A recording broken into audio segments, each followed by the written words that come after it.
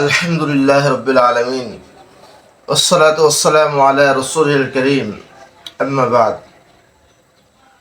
সকল প্রশংসা আল্লাহ রাব্বুল আলামিনের জন্য, যিনি আমাদেরকে আজকের এই গুরুত্বপূর্ণ সেমিনারে অংশগ্রহণ করার তৌফিক দান করেছেন।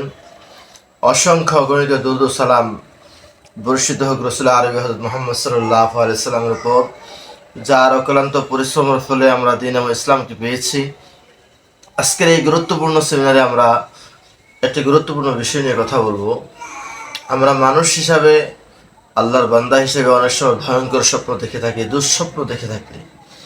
এই দুঃস্বপ্ন দেখলে বা ভয়ঙ্কর স্বপ্ন দেখলে কি করণীয়, এটাও ইসলাম আমাদেরকে শিক্ষা দিয়েছে। আমরা যদি 5টি আমল করতে পারি, তাহলে আল্লাহ রাব্বুল আলামিন আমাকে দুঃস্বপ্ন থেকে, ভয়ঙ্কর স্বপ্ন থেকে রক্ষা করবেন এবং এই স্বপ্নের দ্বারা আমার কোনো ক্ষতি হবে না। 1 নাম্বার আমল, আপনি ঘুম থেকে জাগ্রত হওয়ার সাথে সাথে 3 বার বাম দিকে থুতু ফেলবো। 2 নাম্বার আমল, আমি এই দোয়াটি 3 বার বলবো, আউযু বিল্লাহি মিনাশ শাইতানির রাজিম ওয়া শাররি হাযিহির রুইয়া। 3 নাম্বার আমল, আমি যদি আবার শুইতে চাই তাহলে পার্শ্ব পরিবর্তন করে শুইব।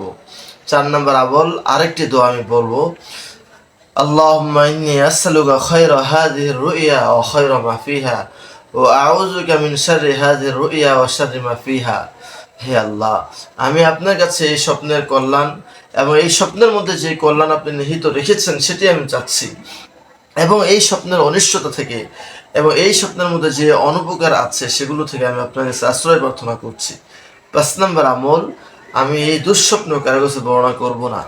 যদি বাস্তবিক অর্থে এই 5টি আমল আমি করি, তাহলে আশা করা যায় যে আল্লাহ রাব্বুল আলামিন আমাকে এই স্বপ্নের দ্বারা কোনো ক্ষতি করবেন না।